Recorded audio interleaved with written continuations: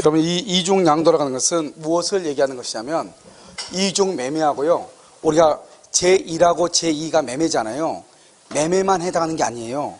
매매하고 제1은 매매인데 제2는 저당권이 될 수 있고, 제1은 증여인데 제2가 뭐 매매가 될 수 있고 이렇게 하잖아요. 그러니까 그것을 합해서 그냥 이중양도라고 하는 거예요. 여기서 보시면 이렇게 갑이 있죠. 갑이 있고 여기 을이 있죠. 갑을 하고 2월 1일 날요 중도금 이렇게 돼 있죠. 중도금 이렇게요. 이 을을 뭐라 한다? 제1 매수인이다 이렇게 얘기하고요. 그 다음에 여기요 갑이 이것을 이렇게 병이죠. 병을 하면 이것을요 3월 1일이죠. 3월 1일 날 이렇게 병한테요 등기를 이렇게 했단 말이죠. 그런데 등기가 병이요 갑하고 을하고 계약이 있다고 하는 것을 알든 모르든 이 말이죠. 알든 악이 모르든 선이. 그러면 일단 이거 뭐가 된다? 이 을이요 병이 소유자가 돼요. 그래서 이중매매에서는 우리는 제1의 매매하고 제2의 매매가 둘 다 유효일지라도 등기를 가져오기 전까지는 둘 다 채권자에 불과하잖아요. 그러니까 우리는 채권은 순서가 없기 때문에요. 먼저 등기를 받아온 사람이 소유자가 돼. 됐죠? 자, 그 다음에요.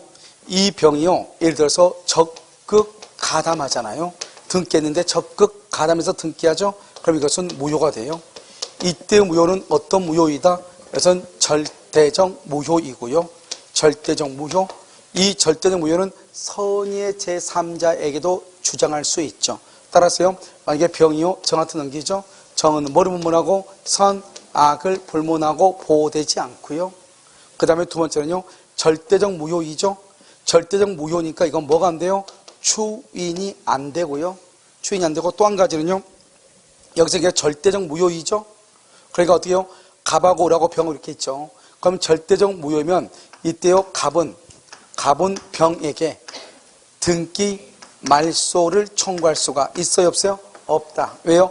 갑하고 병하고는 불법 원인 급여가 돼서 그런 것이에요. 알겠죠? 그래서 등기 말소를 청구할 수 없어요. 병은요. 그런데 여기서 이제 우리가 보면 일단 등기가 병 앞으로 등기가 딱 가면은요. 그러면 갑은 을한테 등기를 할 수가 있어요? 없어요? 없죠? 이것을 뭐라고 표현을 해요?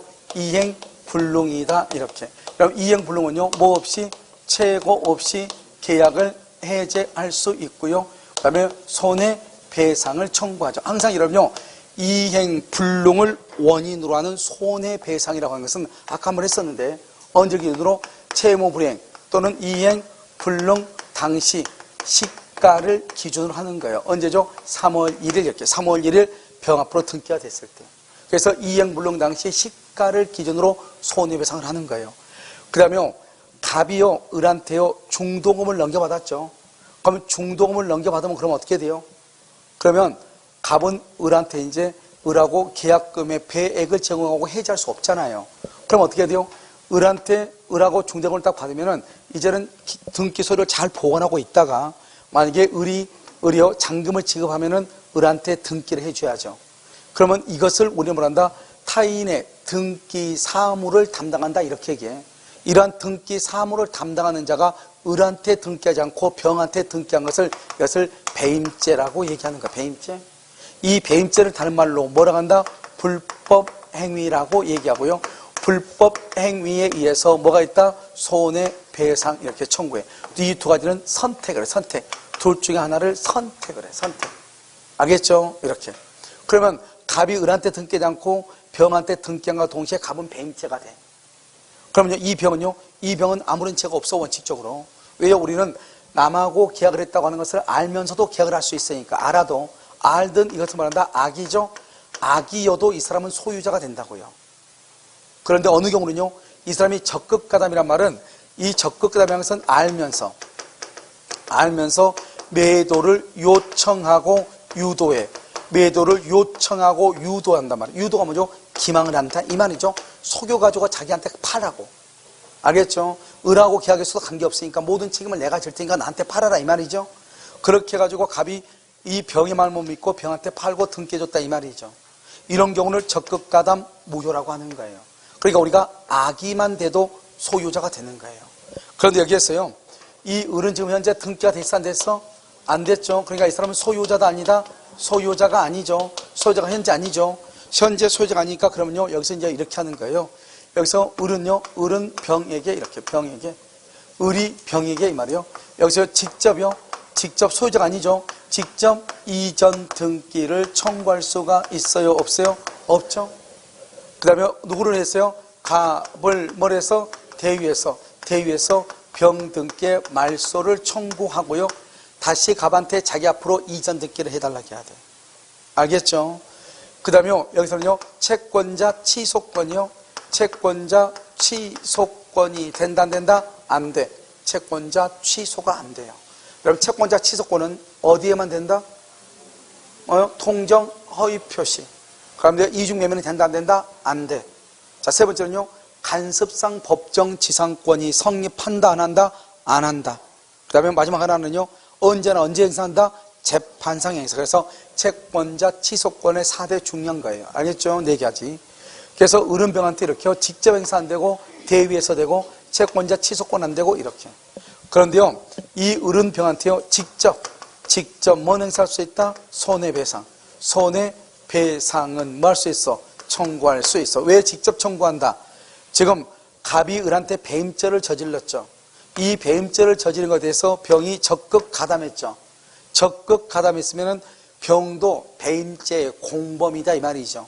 그러면은 이 병은 을에 대해서 불법 행위를 저지른 것이에요. 그래서 을은 병에게 직접 손해배상을 청구할 수 있지만 등기라든가 이런 것은 청구가 된다, 안 된다? 안 된다. 이것을 이중매매라고 얘기하는 거예요. 아시겠죠? 자, 문제 한번 볼까요? 49번에 1번. 부동산 이중매매가 반사회적 법률행위로서 무효가 되는 경우 반사회적 법률행위로서 무효, 거기를 줄고 그 말은 뭐다? 자, 2번도 봐봐. 반사회적 법률행위로서 무효. 됐죠? 자, 3번의 두 번째 줄이요. 적극적으로 기망. 4번의 맨 끝에요. 적극 가담. 5번에요. 가운데쯤 적극 가담. 이렇게요. 이 말들이 다 무효라는 말이에요. 적극 가담했다 이 말이죠. 적극 가담했다. 그래서 1번, 2번은 반사회적 법률행위로서 무효죠. 이 말은 적극 가담했단 말이에요. 왜요? 적극 가담하면 103조 위반으로 무효가 되기 때문에요. 적극 가담 이 말이고요. 3번은 적극적으로 기망이죠. 기망이란 말이 아까 내가 뭐라 했죠? 유도하고 요청했다. 유도 기망이죠. 다른 말로 적극 가담이란 말이에요. 그 다음에 4번, 5번은요. 적극 가담 이렇게 되어 있죠. 그러니까 1번부터 5번까지가 적극 가담이라는 뜻이에요. 이해되셨죠? 자요, 41번 보시면 제1 매수인은 직접 제2 매수인 명의로 된 소유권 이전 등기의 말소를 말 수 없다, 청구할 수 없다. 직접 동그라미 말소를 청구할 수가 없어요. 어떻게 한다? 거기다 써요. 매도인을 대위해서 청구, 매도인을 대위해서 말소 청구를 해. 자, 2번은요. 부동산 이중매매가 반사회적 법률에서 무효죠. 제1 매수인은 매도인에게 손해배상을 청구할 수 있고 제2 매수인에게도 손해배상을 청구할 수 있다. 옆줄 거 써요. 이행 불능 당시 시가를 기준 이렇게. 이행 불능 당시 시가를 기준 이렇게. 자, 3번은요. 피상속인이 제3자에게 토지를 매각한 사실을 알고 있는 자가 알고 있어 악이죠. 그러한 사정을 모르는 상속인을 적극적으로 기망, 이 기망을 뭐라 한다? 적극 가담이라고 그래요. 그것은 무효이다 이렇게 무효. 4번 명의 수탁자가 신탁 재산을 처분하는 경우 매수인이 수탁자의 배명에 적극 가담 유효이다 무효이다 무효. 적극 가담은 무효. 4번도 뭐죠? 이미 매도된 부동산에요. 저당권자가 적극적으로 가담해서 저당권을 설정했죠. 이 저당권은 유효이다 무효이다 이렇게. 정답 몇 번이다? 4번이다 이렇게. 자, 그 다음에 불공정한 법률행위라고 되어 있어요. 자, 이것은 이제 위에 지금 봐봐. 불공정한 법률행위가 문제 상당히 많죠. 문제 상당히 많은 것은 최근에 불공정한 법률행위가 103조보다는 더 많이 나오고 있다 이 말이죠. 그래서 왜 그럴까 이렇게 생각을 해보면 불공정한 법률행위라는 것은 이것은 폭리행위를 규제하려고 하는 거잖아요. 우리가 보면은 항상요 힘을 가지고 있는 사람하고 힘이 없는 사람하고 차이는 날 수밖에 없는 거잖아요. 그런데 103조라고 하는 것은 선량한 풍속 기타 사회 질서죠. 그러면 어느 것이 사회 질서에 위반되든지 어느 것이 선량 풍속, 즉 윤리 도덕에 위반되는지 하는 것은 우리가 어떻게 하나로 얘기할 수 없어요. 왜냐하면 여러분요, 윤리 도덕이라고 하는 것은 사회생활이 변천됨에 따라서 바뀌는 거예요. 여러분요, 예전에 몇 년 전만 하더라도요, 여자분들이 길거리에서 담배 피운다 그러면 이상했잖아요.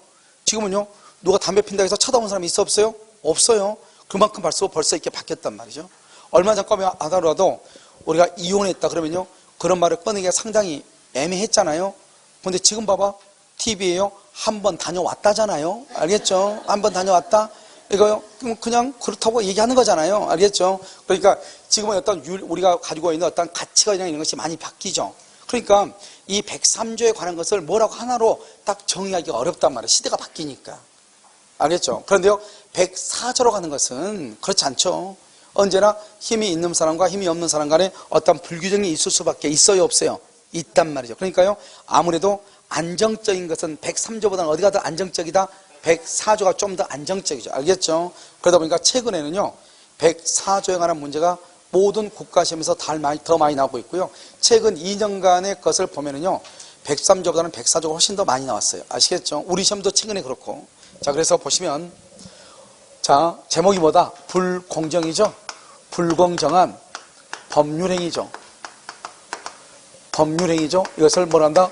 이것을 폭리행위라고 그래요. 그래서 여러분요, 불공정한 법률행위를 아는데 폭리행위를 모른다. 용서가 안 되는 사람이죠. 아시겠죠? 두 번째는요, 법률행위죠. 그러니까 뭐는 안 된다? 경매는 안 돼. 왜요? 경매는 법률의 규정이죠. 법률의 규정. 알겠죠? 법률 규정 뭐가 있어? 기본적으로 4가지. 첫 번째 상속, 두 번째 경매, 세 번째 공용, 수용, 징수. 무슨 판결? 형성 판결 같은 게 다 법률의 규정에 의한 것이죠. 알겠죠? 자, 보면은 이게요, 갑이라는 사람이요, 1억짜리를 을하고요 계약을 해서 을 앞으로 등기를 하죠. 등기를 해주면서 2천만 원을 받은 거예요. 그러면 여기서 1억하고 2천만 원 모두 몇 배 차이가 난다? 5배 차이가 난다. 왜 그러면 갑은 1억짜리를 2천만 원에 팔았는가 이 말이죠. 여러분 봐봐요. 아버지가 아들한테 1억짜리를 2천에 팔 수 있어 없어? 있죠. 그런데요, 깍두기가 와가지고 1억짜리를 2천만 원에 팔아겠어. 그러면 갑은 이기다 손이다? 손해가 되는 거죠. 그런데 아버지가 1억짜리를 자식한테 2천에 팔았어. 그러면 갑은 손해가 있다 없다? 없는 거잖아요. 그러니까 우리가 불공정하다는 말은 3배에서 4배 정도 차이가 난다고 해서 무조건 불공정이라고 볼 수는 있다 없다? 없다. 그럼 어떻게 해야 돼요? 이것은요, 객관적 요건하고요, 그 다음에 무슨 요건? 주관적 요건, 이렇게 2가지가 있어야 돼요. 이때 객관적 요건은요, 급보죠. 급보가 뭐죠? 집이죠. 급보와 반대급보죠. 급보와 반대급보 간의 현저한 불균형이요. 현저한 불균형이 있어야 돼. 현저한 불균형, 이렇게요. 이것을 우리가 뭐란다? 3배에서 4배 정도 차이가 나야 돼. 이때 이 현저한 불균형은 우리가요, 일률적으로 정할 수는 없고요, 개별적 구체적 사안에서 어떻게 해요? 객관적 가치를 기준으로 판단하고요. 우리가 이 불균형을 판단할 때는 주관적인 요건으로 이런 뭐가 있어요? 궁박이 있고, 그 다음에 경솔이 있고, 그 다음에 무경험이 있죠? 이 무경험, 궁박, 경솔, 무경험, 이러한 것들도 다 포함해가지고 참작해서 정하는 거예요. 그 다음에 여기는 급보가 있고 반대급보가 있죠? 급보와 반대급보, 이것을 서로가 주고받는 거죠. 이 주고받는 것을 뭐란다? 이것을 유상이라고 하고, 이 유상 주고받으니까 2개죠? 계약이라고 그래요. 그러니까 계약이니까요, 유상이니까 무상이라든가 기부행위라든가 증여의 경우는 안 되겠죠. 알겠죠? 그 다음에 계약이죠? 계약이니까 원래 단독행위는 안 되는데요, 단독행위 중에서도 채무면제요. 다른 말로 채권 포기요. 이것은 인정을 했어. 판례가 인정했다 이 말이죠. 시험이 의외로 이게 잘 나와. 아시겠죠? 그럼 아까 얘기했죠. 객관적 요건 1억짜리를 2천만 원에 팔았다고 해서 언제나 갑이 궁박이나 경솔이나 무경험하다고 볼 수가 있어요? 없어요? 없죠? 아버지가 아들한테 팔 수 있잖아요. 그래서 추정된다 안 된다? 안 된다 이렇게. 그 다음에 어떤 사람이요, 궁박도 하고 경솔도 하고 사회적 경험도 없고 이런 사람들이 흔하다 흔하지 않다? 흔하지 않죠? 이걸 다 갖추고 있으면 그야말로요 세계 문화유산에 속하는 거예요. 아시겠죠? 그러니까 궁박과 경솔과 무경은 모두 다 있어야 돼. 하나만 있어도 돼. 하나만 있어도 되고 하나만 입증을 해도 된다 이 말이죠. 그 다음에요 이때요 우리가요 궁박이라는 것은 경제적 궁박, 정신적, 그 다음에 심리적, 명예적 모든 것을 포함하는 것이고요. 우리가 경험이 없다는 건 뭐예요? 특정 영역에서 얘기하는 거예요? 일반적 영역에서 얘기하는 거예요? 일반이죠. 그래서 특정 영역에서 경험의 부족이 아니고 거래 일반에 있어서 경험의 부족을 얘기해요. 특정이 아니고 일반이다 이런 말이죠. 아시겠죠? 그 다음에 우리가요 갑이 직접 이 집을 파는 것이 아니고 대리인을 통해서 파는 경우가 있죠. 그럼 여러분 대리인은 자기 집을 처분해요? 타인의 집을 처분해요? 타인의 집이니까 자기가 경제적으로 궁박할 이유가 있어요? 없어요? 없죠. 그래서 여기 궁박은 본인을 기준으로, 경솔과 무경험은 누구를 기준으로? 대리인을 기준으로. 여기는 본인을 기준, 여기는 대리인을 기준으로 하고요. 이러한 사정을 뭐 하면서? 이러한 사정을 알면서 인식이죠. 인식. 이것을 이용하려는 의사. 이것을 뭐라고 한다? 폭리의사. 폭리의사가 있어야 불공정이 돼. 그러니까 이게 없으면 불공정한 법률행위가 아니다 이 말이죠. 아시겠죠? 그 다음에요 우리가 이제 불공정한 법률행위로서 무효가 되죠. 무효가 되면 어떻게 되냐면요 여기 이 사람을 뭐냐 불공정한 법령에 대해서 무효가 됐다는 것은 1억짜리를 2천만에 파는 것이 잘못됐다 이 말이죠. 그러면 이 을을 뭐란다? 이것을 폭리자라고 얘기하고요. 이 사람을 피해자라고 얘기하는 거예요. 그래서 피해자는 폭리자한테 등기의 반환을 청구할 수 있고요. 그런데 폭리자는요 피해자한테 준 2천만 원요 이것의 반환을 청구를 못하는 거예요. 그래서 우리가 강행 법규에 위반된다고 해서 언제나 반환을 청구할 수 없는 것은 아니다. 반환을 청구할 수도 있다 이런 말이죠. 그럼 어떻게 해야 돼요? 이것이 무효가 돼가지고 반환을 청구하고 반환 청구를 못하려면 객관적인 요건하고 주관적인 요건을 갖추어야 되죠. 그러면 객관적인 요건과 주관적인 요건을 모두 다 갖추려면 그러면 어떻게 해야 돼요? 둘 다를 갖추려면 어떻게 해야 돼요? 이걸 증명을 해야 되겠죠. 증명을 갑이 증명을 해야 돼요? 무효라고 을이 증명을 해야 돼요? 이 객관적인 요건과 주관적인 요건을 갑이 증명해야 돼요? 을이 증명해야 돼요? 여러분요 이건 생각하는 게 아니죠. 을이 증명한다고 해봐. 을이 불공정하다고 증명했어. 그래서 무효가 됐어. 그럼 자기가 받은 거 돌려주고 자기가 준 거 못 받고 보통 상또래가 아니잖아요. 그렇잖아요. 그러니까 누가 증명을 해야 되겠어요? 무효를 주장하는 누가? 무효를 주장하는 누가? 갑이 증명해야지. 갑이 증명을 해야죠. 무효를 주장하는 갑이. 그래야지 등기 찾아오고 자기가 받은 돈 안 돌려주고 그러죠.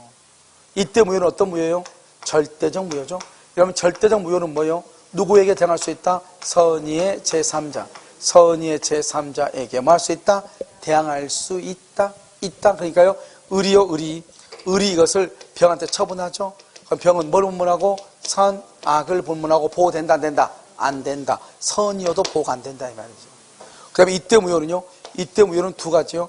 무효행위 추인하고요 무효행위 전환하고요. 추인은 된다 안 된다? 안 된다. 전환은 된다 안 된다? 된다. 이게 중요하죠. 그래서 불공정한 법률행위로서 무효일 때는요 추인은 안 되고 뭐는 된다? 전환은 인정이 된다. 전환이요. 또 불공정한 법률행위에서 보면 뭐가 있냐면 예를 들어서 매매계약 자체가 무효예요. 무효. 불공정한 법률행위에서 무효인데 소송을 제기하지 말자. 그것을 뭐라고 얘기해요? 부재소합의라고 하죠. 부재소합의. 그것도 뭐가 된다? 무효가 되는 것이다. 그 다음에 우리가요 업권의 상실로 인한 보상금 분배에 관해서 어총계 총회가 결의래요. 어총계 총회요. 그 어총계 총회 결의가 불공정하죠. 그것도 무효가 될 수 있어요. 그래서 판례가요 총회 결의까지도 불공정할 수 있다 이렇게 얘기했단 말이죠. 아시겠죠? 자 이제 이것을 보면 여기까지가 불공정한 법령인데 문제는 되게 많이 나오죠. 근데 문제를 하다 보면 다 똑같은 말들이에요. 아시겠죠? 같은 말인데 일단 폭리의사의 악의가 있어야 되고요. 그 그 다음에 셋 중에 다 있어야 되는 것이 아니고 하나만 있어도 되고, 궁박, 이게 중요해요. 궁박은 언제나 본인. 항상 이걸 섞어. 궁박과 경솔은 본인. 알겠죠? 경솔과 무경험은 본인, 이렇게. 궁박만 본인. 경제적, 심리적 모든 걸 포함한다. 객관적인 요건이 있어도 주관적인 요건이 추정되는 것은 아니다. 모두 다 있어야 되는 것이 아니고 하나만 있으면 된다. 기부행위 증인은 안 된다. 그런데 단독행위는 될 수가 있다. 그런데 우리가 불교행위 아니하는 것은 객관적 가치를 기준으로 판단하는 것이다. 알겠죠? 그 다음에 여기서는요, 무효가 되면 반환을 청구할 수가, 피해자는 청구하는데 폭리자는 청구할 수가 없다. 무효행위 추인이 안 되고 전환은 된다. 제3자는 선악불문하고 보호되지 않는다. 불공정인지 아닌지는 어떻게 판단한다? 계약 체결 당시. 계약 체결 당시를 기준으로 판단한다. 무슨 말인지 알겠죠? 그래서 그것을 얘기하는 것을 불공정한 법률행위다, 이렇게 판단을 하는 것이에요. 자, 문제 한번 볼까요? 자, 문제. 자요, 그러면 50번이요, 50번. 옳지 않은 것은 1번. 아무런 대가관계나 부담 없이, 거기만 줄고, 증여, 기부행위죠. 증여나 기부행위는 불공정한 법률행위가 될 수 있다, 없다? 없다. 2번. 급부와 반대급부 사이의 현저한 불균형은 어떻게 가치한다? 객관적 가치, 이게 중요해. 주관적 가치가 아니에요. 객관적 가치, 이렇게. 3번. 궁박은요, 경제적, 가운데 정신적, 바로 옆에 신체적, 맨 끝에 포함한다.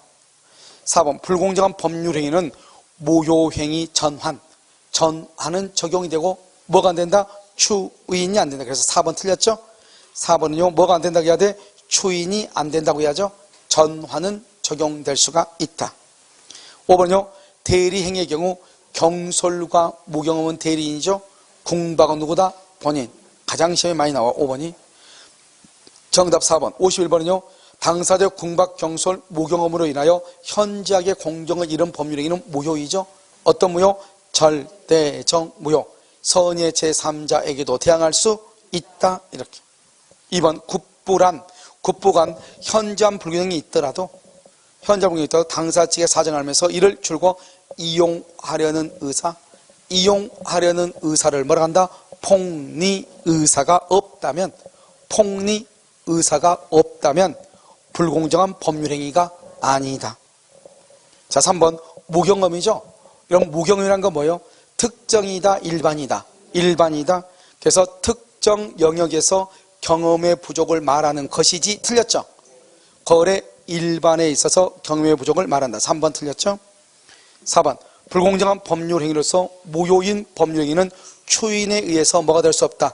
유효가 될 수 없다. 뭐는 될 수 있다? 전환은 될 수 있다. 뭐는 안 된다? 추인은 안 된다, 이렇게. 5번. 굿부와 반대급부 사이에 현저한 불균형이 있다. 현저한 불균형 가로 묶고, 여기 봐봐. 이거는 객관적 요건이죠. 여러분, 여기서 중요한 게 뭐예요? 우리가 아버지가 아들한테, 알겠죠? 1억짜리를 2천에 팔 수 있다, 없다? 있다. 그 다음에 궁박, 경솔, 무경험은 가로 묶고 주관적 요건이죠. 객관적인 요건이 있다고 해서 주관적인 요건이 추정되는 것은 아니다, 이렇게. 정답 몇 번? 3번, 이렇게.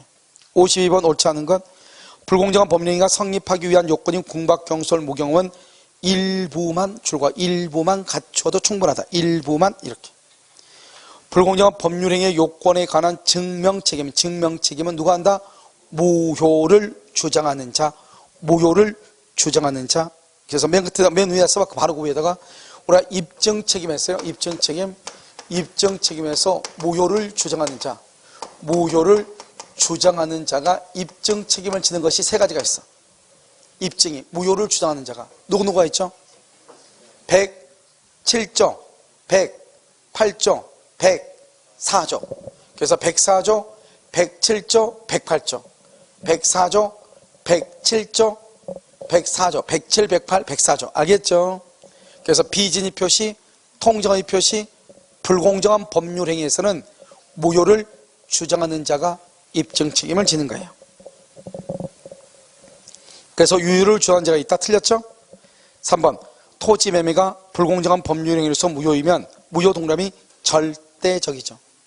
절대적은 누구에게 대항할 수 있다? 선의의 제3자.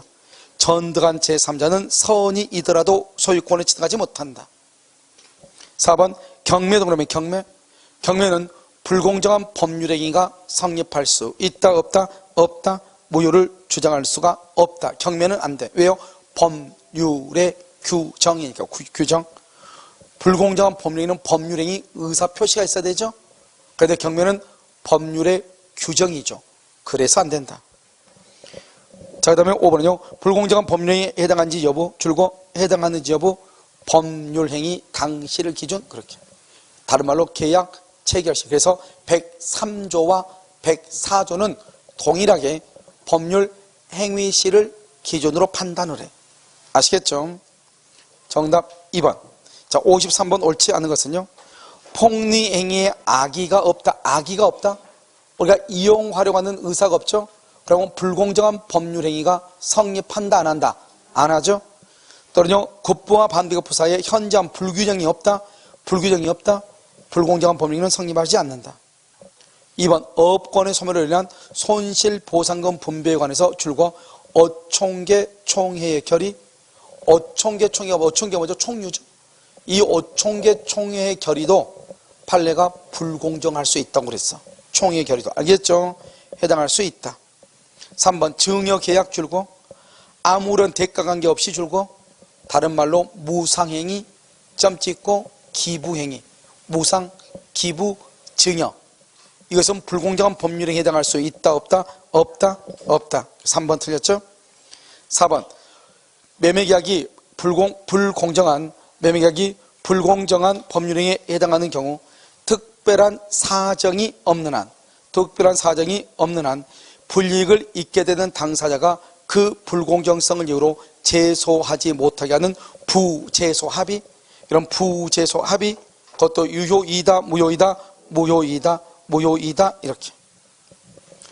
5번 대리인이 한 법률행위에 관하여 불공정한 법률행위가 문제되는 경우 무경험은 누구? 대리인. 공박은 누구? 본인. 이렇게. 정답 몇 번이다? 3번이다 이렇게. 자, 54번 옳은 것은 계약 당시를 기준으로 불공정한 것이 아니더라도, 여러분 계약 당시를 기준 줄고요. 우리가 뭐죠? 판단 시점이죠. 계약 당시 법률 행위시죠. 근데 불공정이 아니죠. 그 후에 불공정이 됐다 하더라도 불공정하다고 본다 안 본다? 안 본다. 불공정한 법률 행위가 아니다. 1번 틀렸죠. 급부와 반대급부 사이의 현저한 불규정은 구체적 개별적 사안에서 거래행위 당사자의 의사를 기준 OX, X, 객관적 가치를 기준으로 해.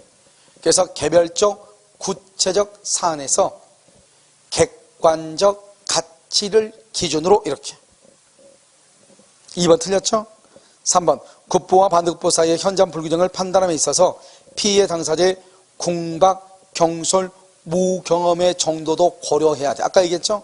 우리가 불공정이냐 아니냐 할 때는 3배에서 4배 정도 차이가 있느냐 없느냐, 이럴 때는 그것은 피해 당사자의 궁박 등도 고려한다.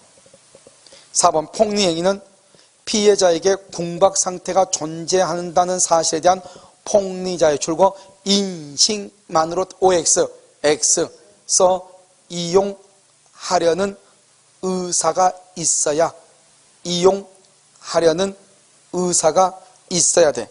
이용하려는 의사가 있어야 이렇게. 자, 그 다음에 5번 불공정한 법률행위는 약자적 지위에 있는 자의 궁박, 경솔, 무경험을 이용한 폭리행위를 규제하는 데 목적이 있다.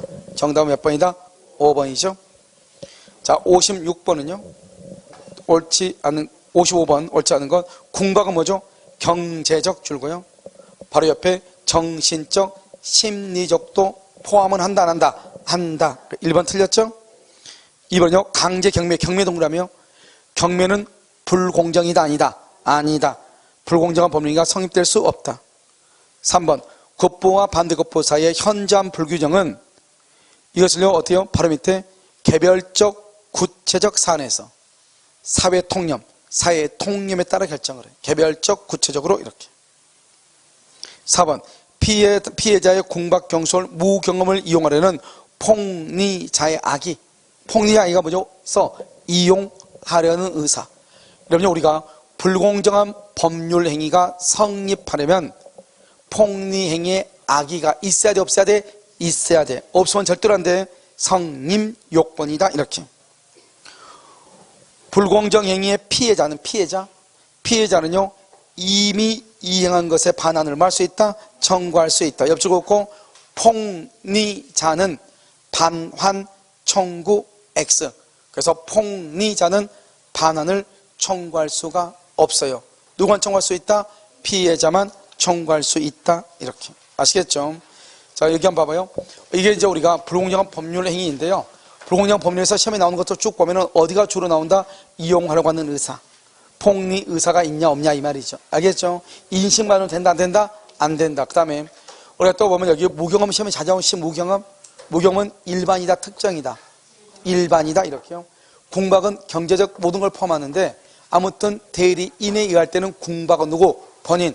경솔과 무경험은 대리인 이렇게. 여기 보면 우리가요 무상행위, 기부행위, 증여 된다 안 된다? 안 된다. 아직 시험에 한 번도 안 나온 게 이거죠. 채무면제 된다 안 된다? 되는데 아직 시험에 나온 적은 없다. 특히 여기요 불규정을 따질 때는 어떻게 한다고? 일률적으로 따질 수는 없다. 그 다음에 객관적 가치를 가지고 사회 통념에 따라서 구체적 개별적 사안에서 사회 통념에 따라서 객관적 가치를 기준으로 판단을 하는데 이때 판단할 때 피해자의 궁박이나 경솔이나 무경험의 정도도 뭐한다? 포함을 해서 판단을 한다. 자, 그 다음에 우리가 급부와 반대급부가 현저한 불규정이 있죠. 현저한 불규정이 있다고 해서 궁박, 경솔, 무경험이 추정된다 안 된다? 안 된다 이 말이죠. 안 된다. 그 다음에 무슨 무효다? 절대적 무효. 누구에게도 대항할 수 있다? 선의의 제3자. 무효행위, 추행이 된다 안 된다? 안 돼. 뭐는 된다? 전화는 인정될 수 있다. 이렇게. 만약에 불공정한 법률행위로서 무효가 되죠? 그러면 부재소합의. 부재소합의도 여전히 뭐가 된다? 무효가 된다. 무효. 그 다음에 우리가요 5촌계 총회 결의도 불공정한 법률행위에 해당할 수 있다고 해서 없다고 해서 있다고 했다 이 말이죠. 알겠죠? 경매는 불공정한 법률행위에 해당한다 안 한다? 안 한다 안 한다 이렇게. 아시겠죠? 그것을 얘기하는 것이고요. 결론만 가지고 보면 되는데 여기서 이제 법률 해석을요 잠깐 한번 보시면 항상 봐봐. 법률 행위의 해석이죠. 법률 행위의 해석이요. 그럼 잘 봐. 해석은요 이 법률 행위를 해석하죠. 해석인데 이 법률 행위죠. 한마디로 하면 의사표시. 의사표시의 해석이란 말하고 똑같아. 법률 행위는 의사표시를 필수 불가결의 요소라니까 이때 해석은 어떻게 한다? 그것은요 법률 효과. 법률 효과하고요 법률 행위의 목적 또는요 법률 행위의 내용 이것을 뭐 한다? 이것을 확정하는 것이다. 확정 이것을 해석이라고 얘기하는 거예요. 그러니까 말이요 들어보니까 애매하잖아요. 알겠죠? 그런데요 이 법률 행위 해석은 언제 하느냐? 먼저 항상 하는 말이죠. 의사와 표시가 일치할 때, 일치하지 않을 때, 일치하지 않을 때. 의사를 가지고 간다, 표시를 가지고 간다, 표시를 유효로 볼 것인가, 표시를 무효로 볼 것인가, 이런 말이죠. 그래서 표시를 유효로 보면은 우리는 이것을 뭐라고 한다? 무슨지 표시주의라고 하고, 표시주의는 누구의 입장에서? 상대방의 입장에서 표시 행위에 뭐다? 객관적 의미를 합리적으로 해석하는 것이고, 여기 무효로 보죠. 무효로 보면 이거 무슨 주의다? 의사주의다. 의사주의는 누구 입장에서? 누구 입장에서? 표의자, 나 입장에서 뭐다? 표시행위 아니고 뭐라 한다? 효과의사를 가지고 주관적으로 판단을 하는 것이죠. 그래서 우리는 원칙적으로 의사와 표시가 다르면 기본적으로 무슨 주의다? 표시주의. 표시주의를 무슨 해석이라 한다? 규범적 해석이다 이렇게 하고, 의사주의를 무슨 해석이라 한다? 자연적 해석이다 이렇게 표현을 하고, 여기요 표시행위 있죠? 표시행위하고 같은 말이 뭘 한다? 표시행위와 같은 말을 표시상의 효과의사, 표시상의 효과의사 또는요 표시행위로부터 추단되는 효과의사 이렇게 얘기를 하죠. 같은 말이죠. 효과의사와 같은 게 뭐다? 진위, 내심의 효과의사 진이라고 하는 거죠. 이렇게요 자연적 해석과 규범적 해석에 의해서 법률행위가 성립을 해. 성립하고 성립 후 여기요 틈이나 간극이 있죠. 간극. 이 틈이나 간극을 메우는 것을 무슨 해석이라 한다?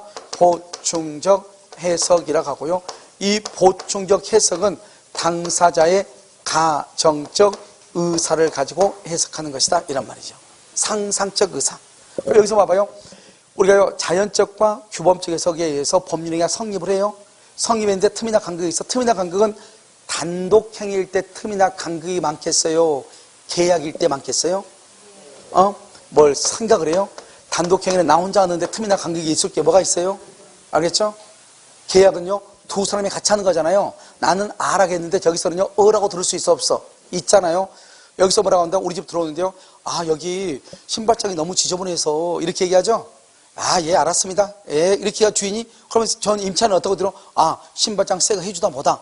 했는데 와서 보니까 어떻게 해서 페인트만 칠해졌잖아요. 알겠죠? 자기는 교체해 준 걸로 알고 있는데. 그러니까 와가지고 어때요? 내가 여기 들어가니 많이 싸워 안 싸워? 싸우죠. 그건 계약일 때 그렇단 말이죠. 그랬을 때는 여기요 보충적 해석은 제3자의 입장이요. 제3자가 누구죠? 법관의 입장에서 두 사람이 그때 계약을 어떻게 체결했는가를 보고 그 계약의 체결에 따라서 아 그때 그 말은 페인트 정도 칠해준다는 말 같아요. 월세가 15만 원인데 여기다 신발장 25만 원이라 말이 안 되잖아요. 뭐 이렇게 이해됐나요 지금? 그렇게 해석을 하는 것을 보충적 해석이라고 얘기하는 거예요. 자, 그러면 여기서 이제 다 필요 없고 이제 뭘 보냐 결론적으로 먼저 의사와 표시가 일치하지 않을 때 상대방이 있느냐 없느냐가 중요해요. 상대방이 있느냐 없느냐. 상대방이 있다. 있으면 무슨 주의다? 표시주의다. 뭐대로 흐르겠다? 표시대로. 상대방이 없다? 없다. 그러면 무슨 주의다? 의사주의다. 상대방 의사주의. 아, 상대방이 있는데 원칙. 상대방이 있는데 원칙이고요. 여기는 예외로요. 이거 무슨 주의다? 의사주의다. 의사주의는 두 가지. 상대방과 표의자예요. 뭐가요? 의사가 뭐란다? 일치. 그러면 일치한 대로 가는 거예요. 그런데 두 번째는요.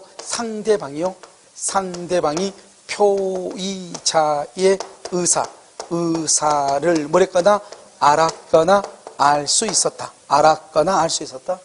이래도 무슨지 의사는 무슨 해석? 자연적 해석. 표시는 무슨 해석? 규범적 해석. 표시란 말은 뭐다? 표시 여기 안 썼는데 표시란 말은 여기를 다시 보면 표시는 상대방의 입장에서 표시행위의 객관적 의미를 해석하는 것이고 그 다음에 의사주의 자연적 해석은 표의자의 효과 의사, 진의를 주관적으로 파악하는 것이고 무슨지 알겠죠? 그래서요 문제를 한번 봐. 자 56번 한번 보세요. 56번 법률행위 해석이라고 되어 있나요? 자, 해석하는 사문 중 옳은 것은 1번 계약의 당사자가 누구인지는 그 계약에 관하여 당사자의 줄과 의사 해석의 문제이다. 뭐의 문제이다? 의사 해석의 문제이다. 이렇게. 왜 의사 해석의 문제가 될까요? 의사 해석의 문제라고 하는 것은 법률 행위는 뭐죠? 의사 표시를 필수 불가결의 요소로 하죠. 그래서 의사 해석의 문제이다. 2번요. 예금 명의자 갑이라고 써봐. 예금 명의자의 위임에 의하여 자금 출연자 을이라고 해봐. 그러니까 갑이 아내고요. 을이 남편이다 이 말이죠. 그러니까 남편이요 비자금을 가지고 와서 아내의 이름으로 예금을 한다 이 말이죠. 그럼 이러면 이 예금은 누구 거예요? 누구 거다? 아내 거다? 남편 거다? 여러분요 아내 것이다 이 말이죠. 아내 것이다. 우리는 금융실명제는 실명 확인을 거친 자가 소유자가 돼. 실명 확인을 거친 자. 그러니까 누구의 실명 확인이죠? 예금 명의자, 아내죠. 그래서 아내가 예금주가 되는 것이다. 이런 말이죠. 자금 출연자다. 틀렸어요. 자, 그 다음에 3번은요. 을이요. 부동산 경매 절차에서 갑이 제공한 자금으로 을 명의로 낙찰을 받았죠. 이런 부동산 경매에서는 항상 누가 소유자다? 경락인이 소유자. 누가 소유자? 경락인이 소유자. 경락인이 소유자다. 이 말이죠. 갑이다. 4번은요. 매매 계약서상 계약사항에 대한 이의가 생겼을 때는 매도인의 해석에 따른다는 조항은 법원의 법률행위 해석권을 구성한다. 틀렸어. 법률행위 해석권 줄고 법률행위 해석권 이것은 법원의 전권사항이에요. 법원의 전권량은 법률행위의 해석은 누구만 한다? 법원만 할 수 있다. 이런 말이에요. 그 다음에 5번은요. 의사표시 해석에 있어서 당사자의 진정한 의사를 상대방이 알았다. 여기 한번 봐봐요. 상대방이 표의자의 의사를 알았다 이 말이죠. 알았다? 그럼 어때요? 무슨 주의? 의사주의. 뭐대로 효력이 있다? 의사대로. 의사가 뭐다? 여기 보면 의사는요, 표시행위로부터 추단되는 효과의사, 거기까지 줄고, 표시행위로부터 추단되는 효과의사를 뭐라 한다? 그것을 표시행위라고 얘기해. 무슨 행위? 표시행위. 이렇게. 표시행위다. 이렇게 얘기를 해요. 그러니까 표시행위를 하는 게 아니죠. 알았죠? 알면은 무슨 주의다? 의사주의. 그래서 표시행위로부터 추단되는 효과의사가 아니고 뭐라 한다? 내심의 효과의사 또는 진의, 이렇게 해야 되겠죠? 내심의 효과의사, 진의를 가지고 해석을 한다. 이렇게 해야 돼. 이해되셨죠?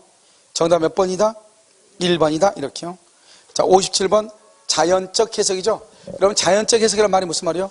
자연적 해석은 표시주의다, 의사주의다. 의사주의. 이렇게요. 1번 타인 명의로 계약을 체결하는 경우 계약을 체결한 자와 상대방의 줄과 의사가 일치, 의사가 일치 이렇게 되어 있어요. 의사가 일치.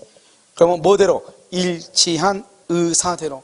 일치한 의사대로 계약이 성립한다. 일치한 의사대로. 이렇게. 2번요.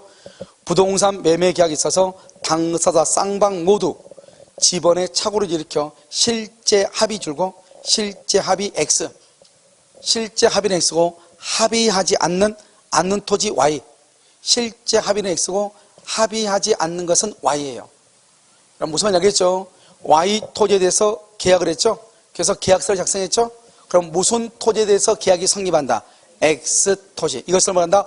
O 표시 무효의 원칙이다. 이렇게 맨 끝에 써. 착오로 취소 X. O 표시 무효 원칙에서는 착오를 이유로 취소한다는 말이 나오면 된다, 안 된다?